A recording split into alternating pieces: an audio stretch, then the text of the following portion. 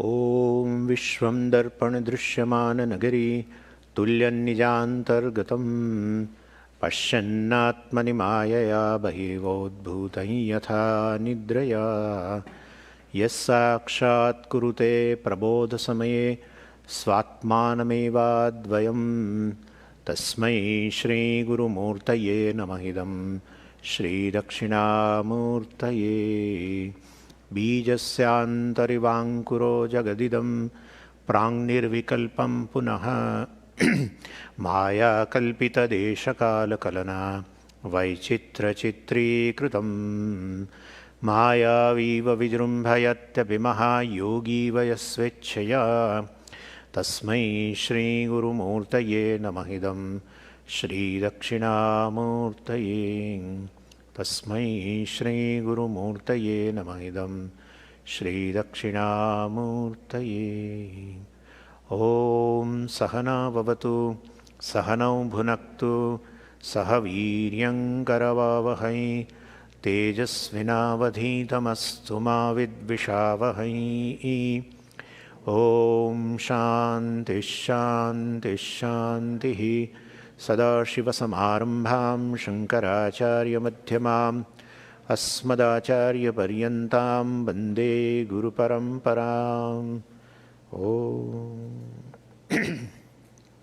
Verse 31.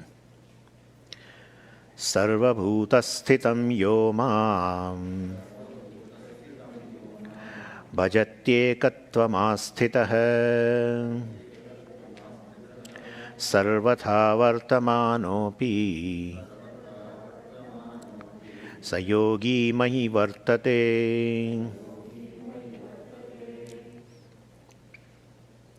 So Bhashyakara said, iti etat purvashlokartham samyak darshanam anudya tatphalam moksha abhidiyate sarvatha sarvaprakaraihi vartamanaha api samyak darshi yogi mayi vaishnave parame pade vartate. Vartate, abides. So, iti etat purva shlokartham. Etat, the shloka which has been here, the verse, the first line of the verse. The first line of this verse 31 is purva shlokartham, is the meaning of the previous verse, the second line of the previous verse, purva shlokartham. And what is that meaning? Samyak darshanam. Bhashyakara is very clear. Samyak darshanam is the meaning of the first line of the verse number 31 or the second line of the verse number 30. Samyak darshanam. Darshanam, as I told you, it is atmavare drashtavyaha, shrotavyaha. So for jnanam, always they use word darshanam. That's a clarity. That is nididhyasanam. Nididhyasanam means you are clear who you are. So, the word I which I utter and everyone utters, that has no other meaning other than Param Brahma or Sakshi, whatever you say. That has no other meaning. I will explain you little later. And therefore, this is Samyak Darshanam. Darshanam, knowledge, Samyak, right knowledge. So, not knowing yourself differently from what you are. So, you are free from the error. Error which is called Adhyasa. Superimposing this body-mind sense complex upon Atma, or Atma is taken as the body-mind sense complex. Either way you take. And so that is error. And that is born of self-ignorance, naturally. And so this person has become, he gained the knowledge. Knowledge and ignorance can't stay together. Right? Tejas Timira Sangavat, Atma Bodha. Acharya said, Tejas Timira Sangavat. Timira Sangaha. Sangaha means, basically intense Timira, darkness. Intense darkness which is beginningless. There is a darkness in the cave of a Himalaya. When the Himalaya was formed, the natural cave was formed, and the darkness also was there from beginningless time. And you went there and the switch on your, the lamp or anything. You switch on your, basically your light illumine the cave through your torch, etc. Darkness goes away. Oh, it was beginningless darkness and therefore, it cannot go away. It goes away. Same way the ignorance, which is beginningless, will go away by this knowledge. Atma Jnanam. That is Samyak Darshanam. Anudya. So we are not telling you here, Bhagavan is not telling something new. Anudya. Anuvadam Krutva. It's a restatement. Restatement. The first line of this verse is a restatement of the second line of the previous verse. Let's say Anudya. Well, and what will the knowledge of this Samyak Darshanam? Tat Phalam, Samyak Darshana Phalam, Moksha, which everyone wants. Everyone wants freedom, nothing else. I want freedom. One is every times we call moksha with different names. We call happiness and peace and, security, whatever you want to say. That's only Purushartha. Parama Purushartha is moksha. There are no Chaturveda Purushartha. There are no 4 Purushartha. When one doesn't understand, there are other Purusharthas. When one doesn't understand what is a real Purushartha in human life, what's a human goal, if it is not clear, you will have 4 Purushartha. When you understand, that's called Viveka. Purushartha Viveka, that is in Sadhana Chatushya Sampatti. Nitya Nitya Vastu Viveka hai. There are no 4 Purushartha. What you want, something which is permanent. You want to be secure permanently. You are seeking security through these sources of so-called sources of security. But you keep on searching. Because any one given object does not make you secure all the time. So you search. You say, there is a samsara. This is called samsara. Samyak saranam. So you are searching something nitya vastu. You are searching happiness, nitya vastu. You want to be happy all the time. You want to be secure all the time. You want to be peaceful all the time. That happens to be the nature of Atma. Atma is silence. Atma is silence. Its nature is silence. Anyway, so Samyak Darshanam, this person, this Jnani has gained this knowledge. And happiness, well, fullness. Limitlessness when it expressed in a experience in terms of fullness. So you are just yourself in a moment of happiness without any sense of limitation. The moment a sense of limitation has arisen, your happiness, laughter goes away. Even if you are aware of that you don't have a teeth when you laugh, and somebody is seeing you, that's it. That's it. Centered on I, there is no limitation. Experientially. That is what it is. And once you know your height, you can't settle for anything less than that. Everyone is searching that height. That's a height. Experientially, we have experience of fullness. What is the state of deep sleep state also is like this. I am very much there with no boundaries. No boundaries. If time is there, time can bound me, but time is also absent. Time cannot limit me. Space is not there, then still I am there, therefore space cannot limit me. I am space-wise limitless, time-wise limitless. No one can tell I was not there in deep sleep state. You only describe your deep sleep state. So you are very much there. You have experienced yourself without any boundaries. And in a waking state also you experience same limitless self. So experientially we have an experience of the self which is limitless, but we don't know the self which is limitless. Self-evident Atma is all the time evident to oneself, but that self happens to be the limitless that I don't know. Once you analyze your own experiences, that's what Vedanta does. Vedanta does an analysis of our own experiences. Vedanta never talks about a new experience, etc. We don't want a new experience called samadhi, etc. also. We want a knowledge. And knowledge, definitely calls for the means of knowledge. Means of knowledge are present in a waking state, not in a samadhi. In samadhi, no means of knowledge are there. In fact, all the means of knowledge are resolved, including mind. Or this waking state where the means of knowledge are available, mind is available, etc., you can gain knowledge and get rid of ignorance. Well, then this person, he says, I am Parameshwara, or I am basically free from all the limitations, I am all, etc. That is how all the jnanis say. All the jnanis say like that, I am this, I am that, I am that. Sarvatha sarvaprakaraihi vartamanaha pi samyakdarshi yogi mai vaishnave parame pade vartate. And therefore, vaishnave parame pade. Paramam means, well, which is free from any limitation. Aparichinnam. Padam. Padam means here swarupam. Tad Vishnu paramam padam Kathopanishad. Padam means a swarupam. Vaishnava padam means the swarupa of a Vishnu. And Vishnu means not Shankachakra Gadadhari, we have discussed. The meaning of the word Vishnu, derivative meaning is Sarvam Veveshti iti Vishnu. And therefore one which pervades everything. Pervades everything means not a blanket pervades a body, just as the water pervades the wave. And there are no two things. There are no two things. One has a being in the other. Wave, even though you experience, has a being in the water. And when your drashti goes to the water, you don't give any importance to the wave. It automatically becomes mithya.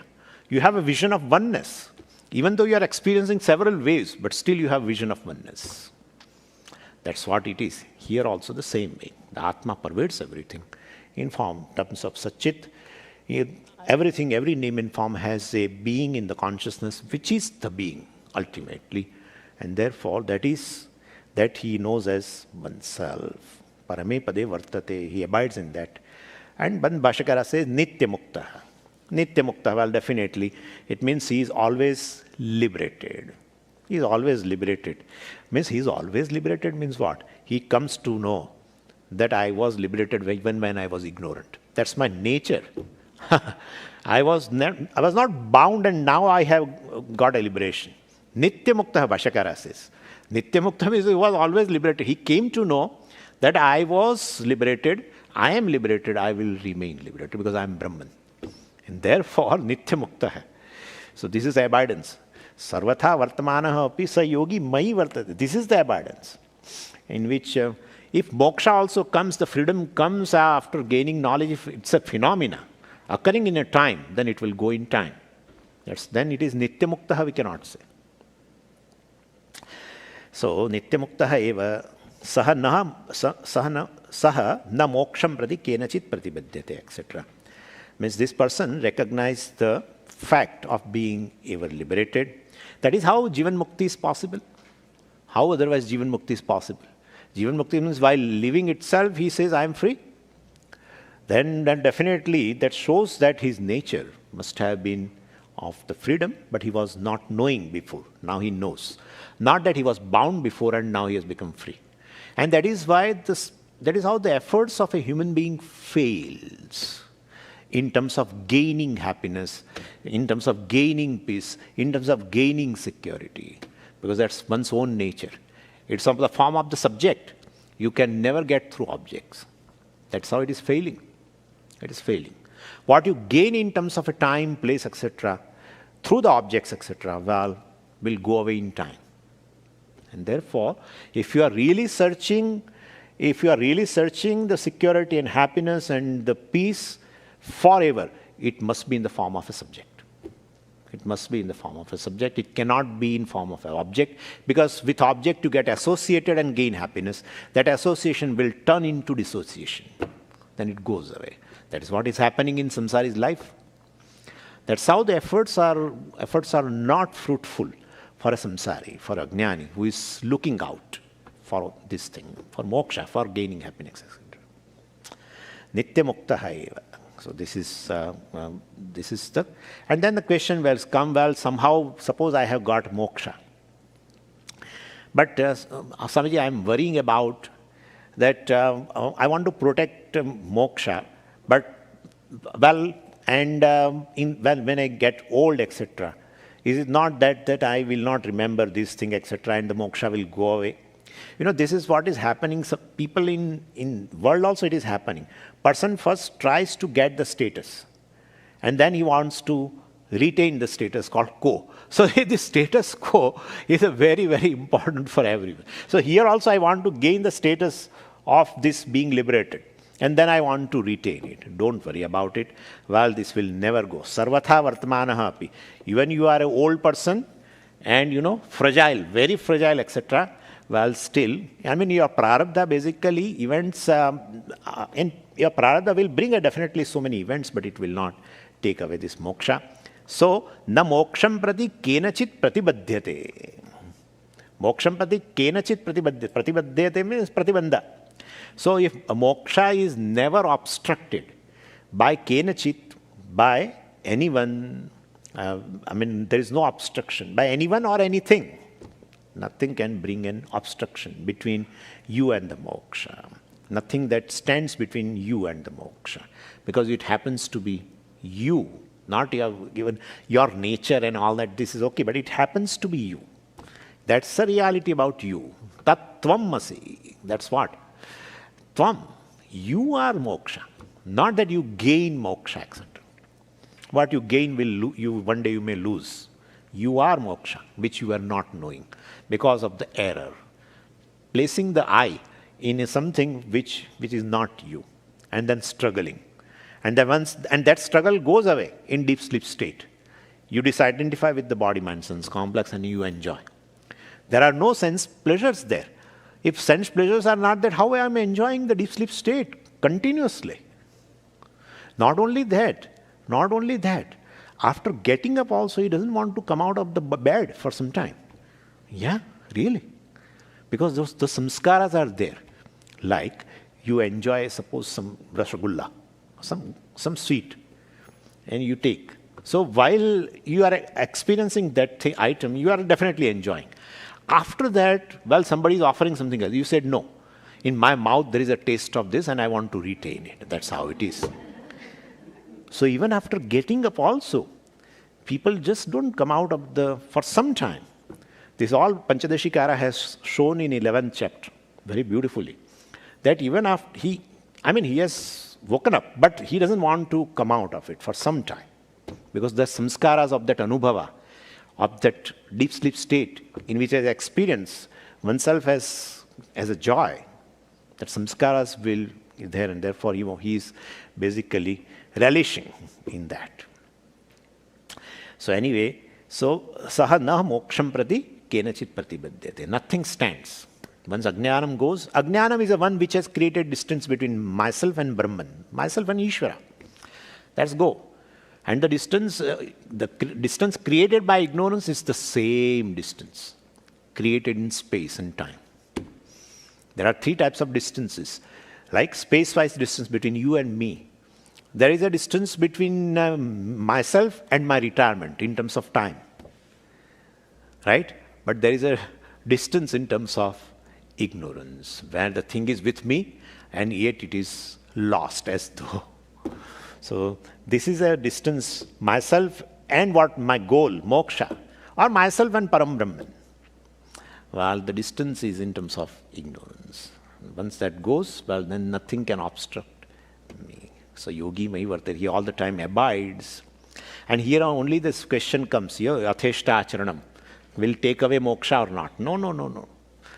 Because of the scriptural statement, etc. Well, nothing, nothing means nothing.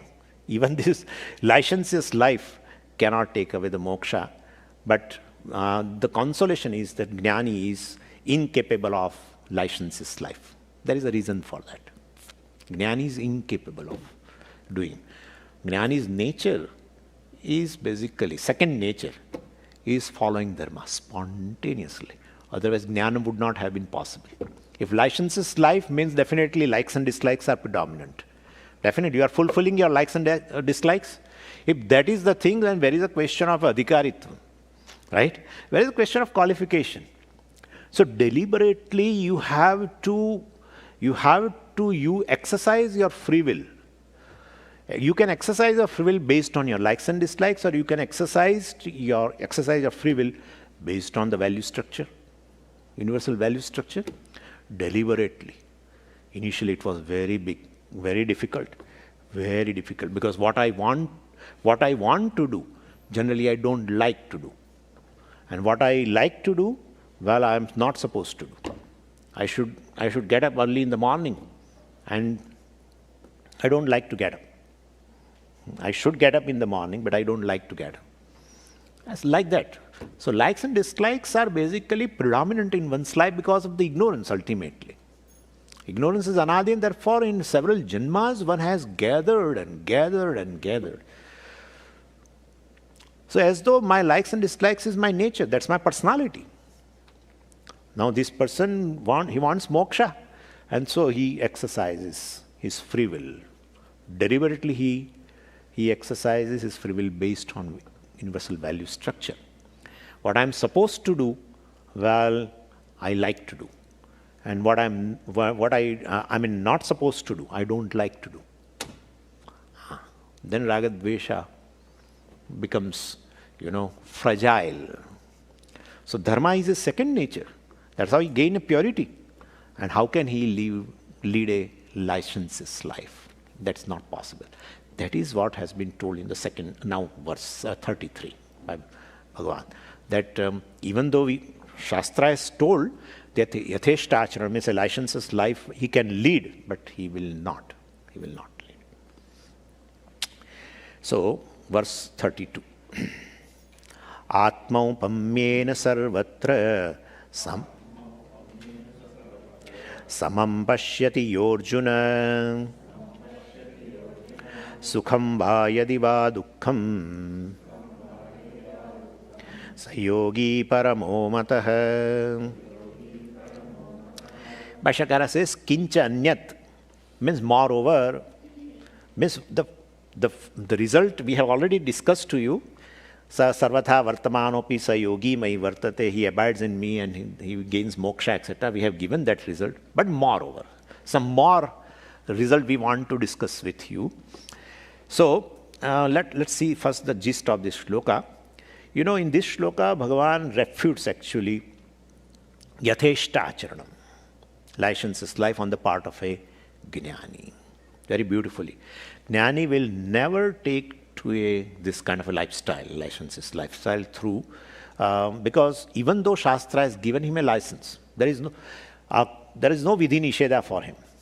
Yeah, all the vidhi nishedas, to be done, not to be done, etc., for the person who is a jnani. For him, there is no vidhi nisheda at all.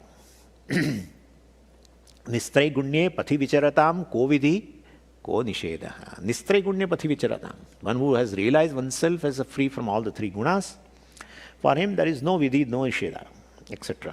So, well, Shastra has given him a license and says you are nitya muktaha, well, and therefore you can behave, you can do whatever you like. But basically, your moksha cannot be obstructed by any force, or you cannot be stolen away from the moksha even if you lead this kind of a licentious life. But he will not do. In fact, in Bridhanak Upanishad it has been told, tasya na devaha na bhutya ishate atma hi esham saha bhavati. For this jnani it has been told that even these devatas also cannot take away the jnani's moksha. Why? Because saha, jnani, he atma bhavati. He becomes atma. For whom? Esham, devanam. He becomes the atma of everything, self of all. Therefore, he is a self of all, or even devatas also. And therefore, and that is being the truth of the thing, well, even devatas also cannot take away this moksha from him. A very beautiful vichara is there in that Bridhanak Upanishad 1.4.10. It's a very big mantra, and in which, of course, this is discussed also. So anyway, jnani is given a license, of course, for yatheshta acharanam, but Upanishad is very sure that a jnani will not abuse this license. Jnani's life will be only in conformity with the jnanam. There are two types of conformity on the part of jnani. One is a jnani's conformity with the jnanam in terms of he is having a samadarshanam. He is seeing the one and the same thing as a truth in everything, in all the names and forms. Like you see the truth as of all the waves as a water, like that. So that is in terms of knowledge. So conformity in terms of knowledge also is there on his part, and he is also having conformity in terms of dharma. There also there is a samadarshanam, but it has a different meaning. That's what we are going to see. So Jnani is a conformity with the dharma also will be there, and Jnani's conformity with the Jnanam also will be there. Both the things are there. And how does Krishna present conformity with dharma? Before that, I would like to tell you something. See, let's talk about adharma. If you look at any crime, like, hurting others or any kind of an action which we call adharma, there are many types. Well, it always, behind that action, adharma action, there is always a small ego. Individual will be there, definitely, who is a karta, etc. also. And every ego, is small. In fact, a big ego also is a small. In as much as whether ego is basically a false entity. I will tell you what is this ego, which is very beautifully discussed in our Drugdrishya Viveka. Very beautifully discussed.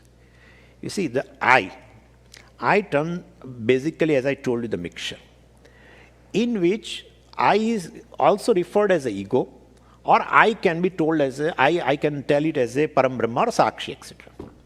What happens is, the Sakshi, the consciousness, basically, this mind, etc., arise from the Sakshi, which were there in unmanifest condition as Maya. Maya means an unmanifest Jagat. That's called Maya. When it becomes manifest, the same Maya is called Jagat. Like it's a little bigger topic, and I want to tell that such a ego is not there. Why I am digressing is, this ego is not there in a Jnani, except certain functional things. And therefore, he cannot do adharma, etc. That's what my criteria is. What happens is, the consciousness, Brahman, is endowed with this Maya, which is non-separate from it. And this Maya is nothing but the whole world in an unmanifest condition. Like when you create a pot, the pot does not come from anywhere else. The pot definitely, which was unmanifest in the clay, becomes manifest. That's called creation. And same way, entire Jagat basically is an unmanifest state in a clay called Brahman, let us say. And that unmanifest world plus Brahman is called Ishvara, Jagat Karanam. Like the unmanifest pot plus the clay is the cause for the pot. Clay, right? Clay plus unmanifest pot becomes a Karanam for the pot. That's true, right? And same way, the unmanifest world with the Brahman, that is which we call Maya, which is non-separate from Brahman, is called Ishvara. That becomes the cause of the world. Means this unmanifest thing manifest. That's it. And same way, so the mind also manifests. As the mind manifests from this Brahman, where it is endowed with consciousness. Naturally. It is endowed with consciousness. There is no mind which is unconscious. Mind is all the time endowed with the consciousness, which we call reflected consciousness, Chidabhasa. And then mind endowed with this Chidabhasa, will say aham. Inert mind cannot say aham. Consciousness never says aham. Brahman never says aham. This conscious mind, inert mind never says aham. When you say aham, means definitely a conscious entity. Then consciousness should tell aham, but consciousness also doesn't say. There is no aham in Brahman. Could you follow what I'm saying? And therefore, it is as though a mixture of mind and this consciousness. Mind plus Chidabhasa. Which, therefore, it's a conscious mind, let us say, that says aham, which we call ego, ahankara. That's called ego.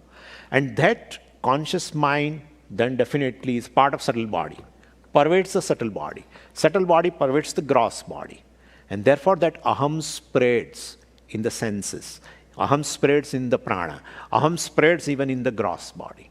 So you have I sense up to the dermis. There is no I sense beyond. So this is what ego is basically.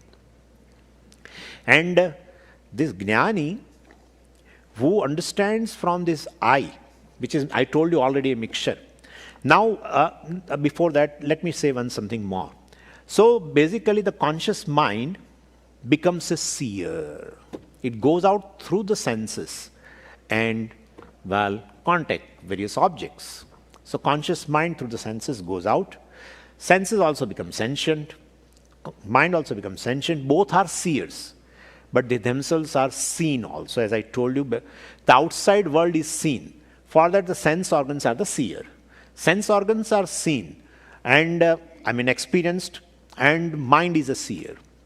And mind is also seen, and the Sakshi is a seer. Right? Consciousness is a seer, ultimately. But consciousness is a seer, but never seen, in self-evident, self-effulgent. But other two basically are seer and sin. Mind is a seer with respect to sense organs, but mind is seen by the seer called Sakshi. Sense organs are the seer with respect to the world, but sense organs are basically seen with respect to the mind. You describe your conditions of the sense organs, which I told you in the first class.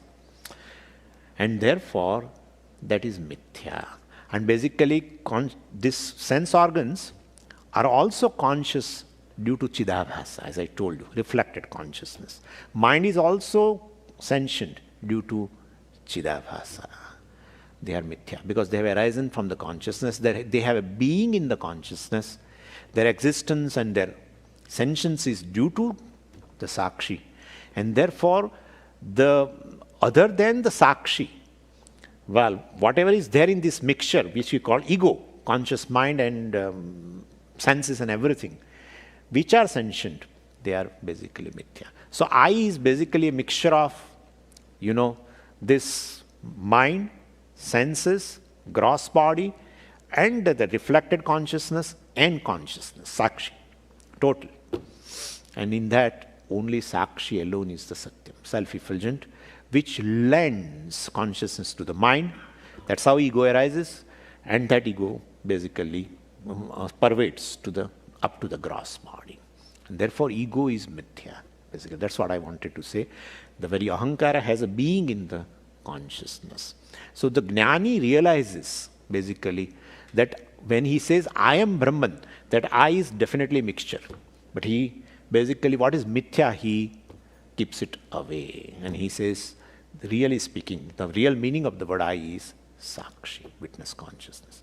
That is what he says here. But anyway, so for Jnani, ahankara will be mithya. But still he has ahankara. How? Because this Chidabhasa, etc. will be there till the medium mind will be there. And mind will be there, Sukshma Sharira, Sthula Sharira will be there as long as Prarabdha will be there. And so till the Prarabdha is over, the Jnani also will have a ahankara. But eternal ahankara. He says, I am a speaker, etc. I am a walker, etc. It's a functional ahankara. But so his ahankara is basically almost non-existent, functional. So he doesn't do adharmic activity. Basically, if you look at it, any adharmic activity, it is always done by a individual ego, and which is a jiva. And therefore, Jnani has got a minimum subjectivity. Jnani's ahankara is very feeble. Mithya means it is feeble. And so, Jnani is a least selfish person. Right? Ego is predominant, selfishness is more. Ego is feeble, selfishness is less. And while Jnani's ahankara is only functional, and while he doesn't have a selfishness, and freedom from selfishness is called dharmika. This person is a dharmic person. So, definitely such a person, while in transaction, he has an impartiality. And what kind of impartiality we have to see it? So, in the part of Jnani also there is a samatvam in terms of a dharma, impartiality. So from spiritual angle, well, of course, he's seeing one Atma everywhere, and that way he is a samatvam. But samatvam in ethical context is being impartial in transaction.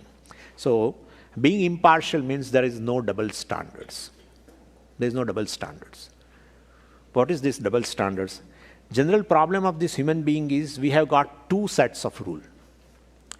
Basically, when we expect behavior from other people, well, the expected behavior is one thing. And then, like all people must be pleasant to me, like that, in their transaction with me, that kind of a thing. So we have got an expected behavior, and then we extend behavior to others. And double standard means an expected behavior and extended behavior, there is a wide gap. That is called double standard. And if double standard is there, that person is adharmika. He expects one thing from others, he extends something else to others. So here impartiality means there is no double standard. This person. And worldly example they always give in many families, there are two sets of rules. One set of rules for daughters, other set of rules for daughter-in-laws. Yeah. Daughter-in-law should not go to her parents' place. And my daughter should be here with us all the time. That's what it is. Double standards. So you expect something from others, one thing, and you extend something else. Expected behavior, the wide gap between an expected behavior and extended behavior is called adharma. Is adharma.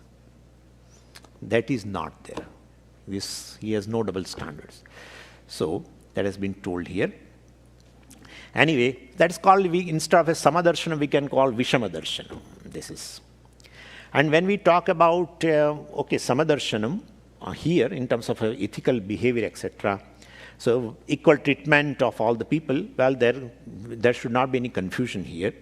Krishna himself clarifies by the first line itself, sukham va yadi va dukkham. Well, impartiality from what angle?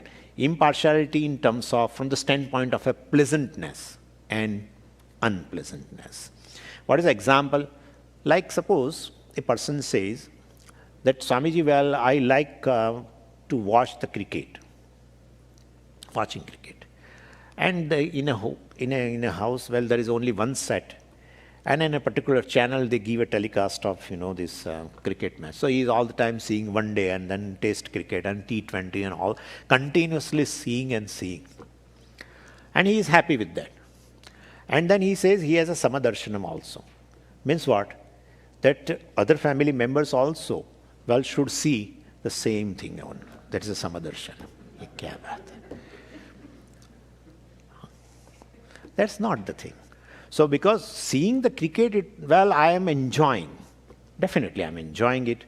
But then my pleasantness is in this cricket, then someone else's pleasantness is something else. And therefore I should allow others to see something else also. Well, that is called samadhi. So here it says, sukham va yadi va dukkham.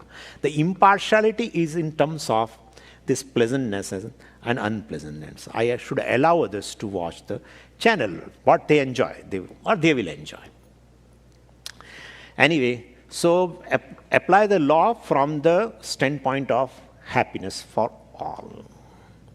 So basically, this judgment regarding judgment point should be the cause of the sukham or cause of the dukkham, in which there is a impartiality. That's the thing. So sukham va yadi va dukkham, sayogi paramo mataha, this jnani is the greatest one. Here we are talking about his ethical behavior. Says Jnani is the greatest one who is not only samadarshi from the spiritual angle, means he is seeing Atma everywhere, but also he is a samadarshi from the ethical angle also. So one who gives happiness to others and who does not give sorrow to others, because he expects the same thing from the others.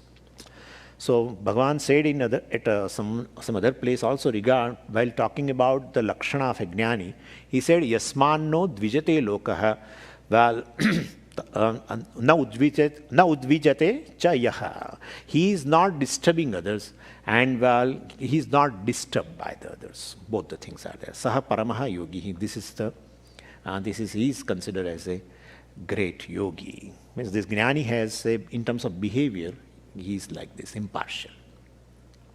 So we can say this person does not look upon others from any other metrics except oneself alone. That's what we are discussing. One looks upon others basically as oneself alone on the basis of the example of oneself. That's what we are going to discuss. So Bhashyakara says, Atma upammena, that is the word which explains this. He puts himself into others' position and then behaves. Atma upammena. And Bhashyakara explains, Atma swayam eva upamiyete anaya iti upama tasya upamayaha bhavaha aupamyam. Well, before I explain, means here what is said is avoid double standards in life. That's a rule of dharma. And how to know whether I have double standards or not? Well, how to check it? That's what has been told here. The best way of checking in all transaction is, if there is a transaction, reverse the role mentally. That's it. Reverse. If you are doing a double standard or not, if you want to check, this you can do. The one with whom you are doing a transaction, you place yourself in his position and you take him in your position. That's it. So reversing the role, then you can definitely will understand that whether you have a double standards or not. Like an example, simple example of office. If I am a boss, and then there is a subordinate who has committed some mistake, right? So and then now I'm going to deal with that, and then I have to confront with him. I may have to punish him, etc. Well, definitely. So, here it says, just reverse the role. Suppose if I am a subordinate and he is the boss, then what would I expect?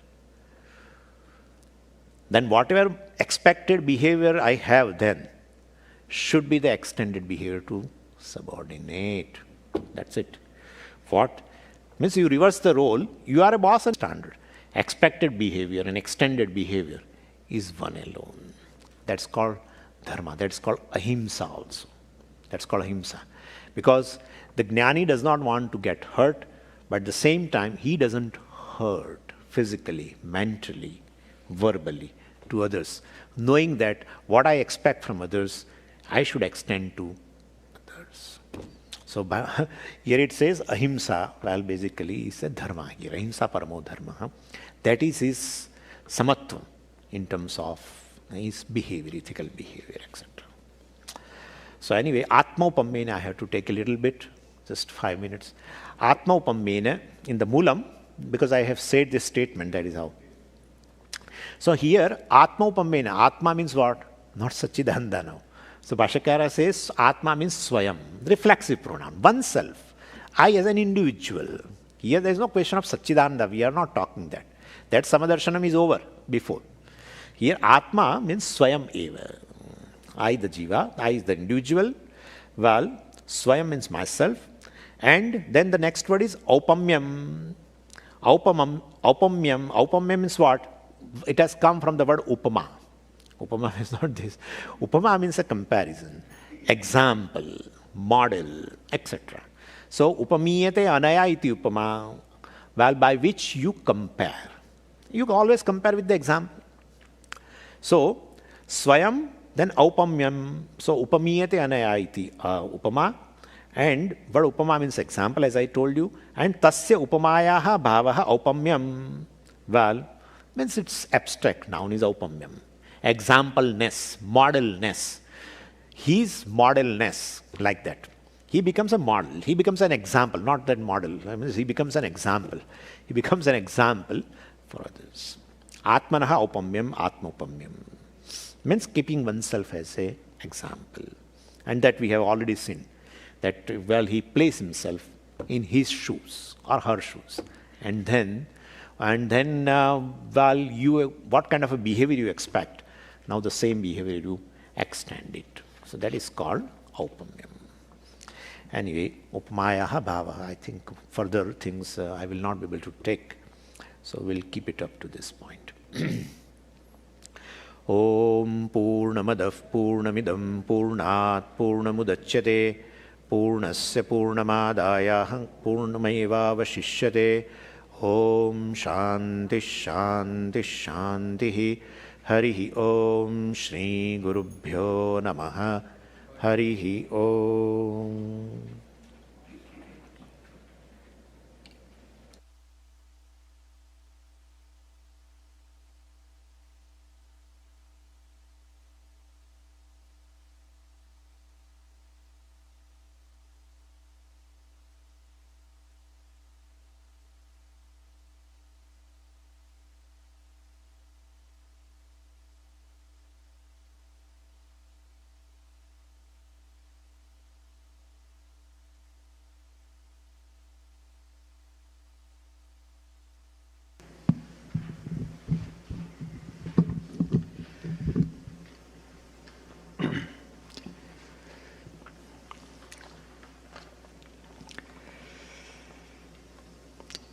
Few programs.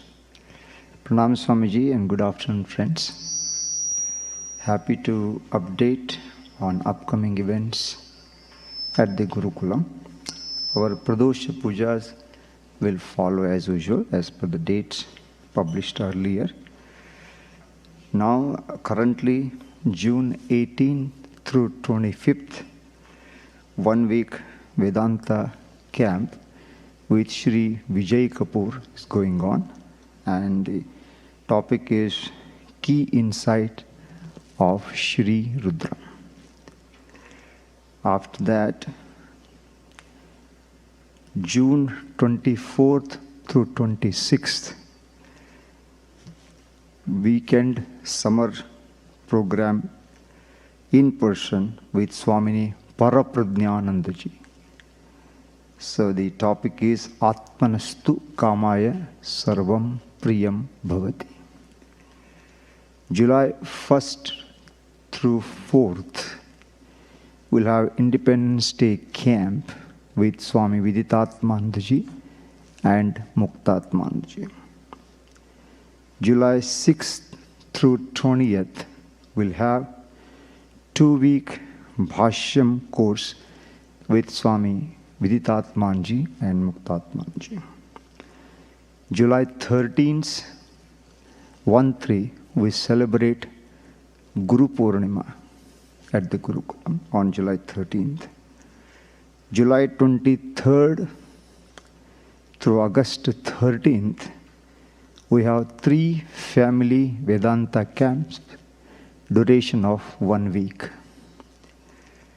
Sunday, on August 14th, Gurukulam will be celebrating 36th anniversary of the Gurukulam. So that is on August 14th. Then after that, we'll have as usual Payton Camp 1. And up to that, Swami Viditatmanji and Muktatmanji will be taking classes. Payton Camp 2, in other words, Labor Day retreat, 1-week courses, 5-week in-depth course in Brahma Sutra Part 2 will be conducted by Swami Tattvavidanandaji. So all the details are provided in our program booklet. Please refer to it for more details. After that, we have Sunday classes as usual. In July 3rd and July 17th will be 2 classes, will be conducted by Swami Viditatmanji. In addition to classes, Swami Muktatmanji is offering Panchadashi classes via Zoom on Monday and Wednesday, correct Swamiji? 10:30. 10:30 to 11:30. Yeah. Yes, it's no more Panchadashi. I think certain portion of the Panchadashi has been completed. Yes. Then Swamiji has introduced Drishya Viveka, another Prakarana Grantha. And Swamiji is also conducting Zoom online Sanskritam class on every Thursday at 7:30 p.m. So our booklet has a Zoom link if you wish to join Sanskritam course.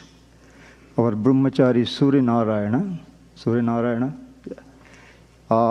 he is also conducting online classes as scheduled, they will all continue.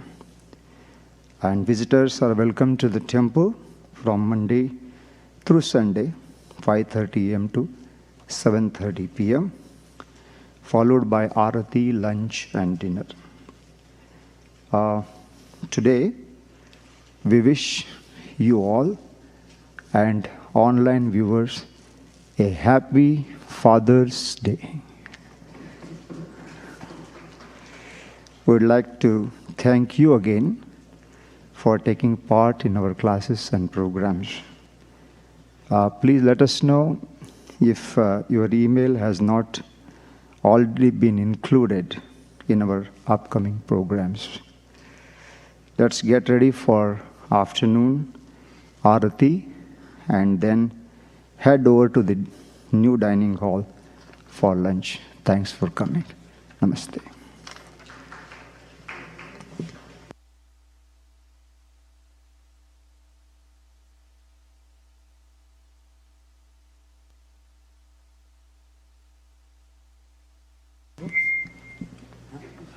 Books were sent here. Vijay Kapoor.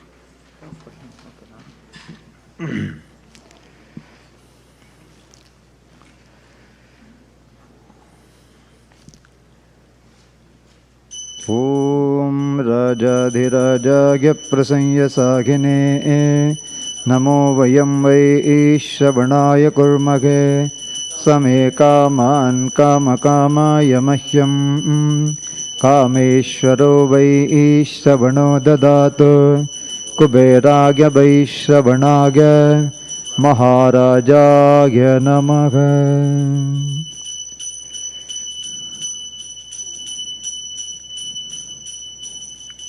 Om na tatra suryo bhati na chandatarakam nema vidyuto bhanti kuto yamagnighe tameva bhantamanubhati sarvam tasya bhata sarvamidam vibhati. Har Har Mahadeva.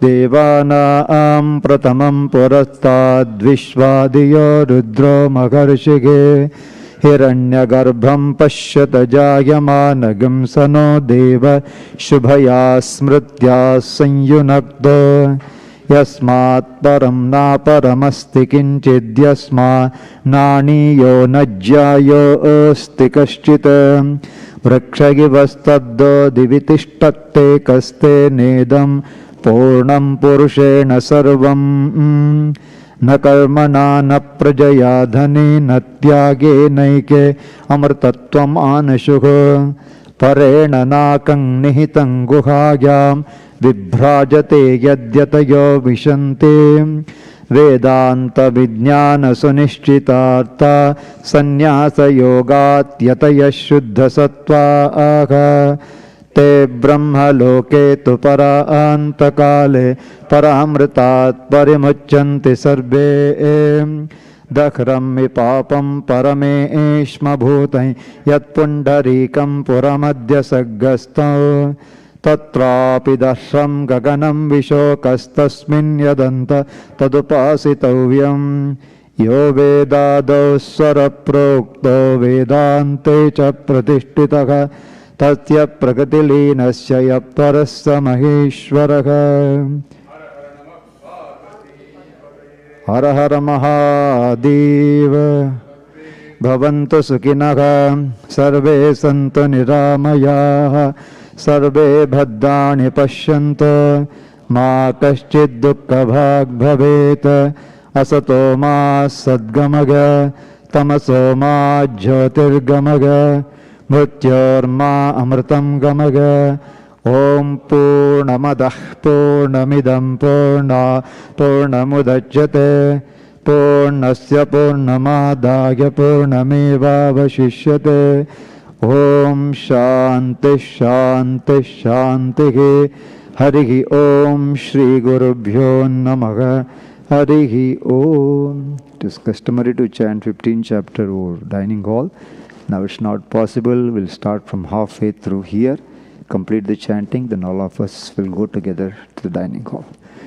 Shri Bhagavan Uvacha अहं वैश्वानरो भूत्वा प्राणिनां देहमाश्रितः प्राणापानसमायुक्तं पचाम्यन्नं चतुर्विधं सर्वस्य चाहं हृदि सन्निविष्टः मत्तः स्मृतिर्ज्ञानमपोहनं च वेदैश्च सर्वैरहमेव वेद्यः वेदान्तकृद्वेदविदेव चाहं द्वाविमौ पुरुषौ लोके क्षरश्चाक्षरगेव च क्षरः सर्वाणि भूतानि कूटस्थोऽक्षर उच्यते उत्तमः पुरुषश्चन्यः परमात्मेत्युदाहृतः यो लोकत्रयमाविश्य बिभर्तव्य ईश्वरः यस्माक्षरमतीतोऽहम् अक्षरादपि चोत्तमः अतोऽस्मि लोके वेदे च प्रतितः पुरुषोत्तमः यो मामेवमसम्मूढः जानाति पुरुषोत्तमं स सर्वविद्भजति मां सर्वभावेन भारत इति गुह्यतमं शास्त्रम् इदमुक्तं मया नघ एतद्बुद्ध्वा बुद्धिमान् स्यात् कृतकृत्यश्च भारत ॐ तत्सत् इति श्रीमद्भगवद्गीतासु उपनिषत्सु ब्रह्मविद्यायां योगशास्त्रे श्रीकृष्णार्जुनसंवादे पुरुषोत्तमयोगो नाम पञ्चदशोऽध्यायः सर्वधर्मान् परित्यज्य मामेकं शरणं व्रज अहं त्वा सर्वपापेभ्यः मोक्षयिष्यामि मा शुचः हरिः ॐ ब्रह्मार्पणं ब्रह्मकविः ब्रह्माग्नौ ब्रह्मणाहुतं ब्रह्मैव तेन गन्तव्यं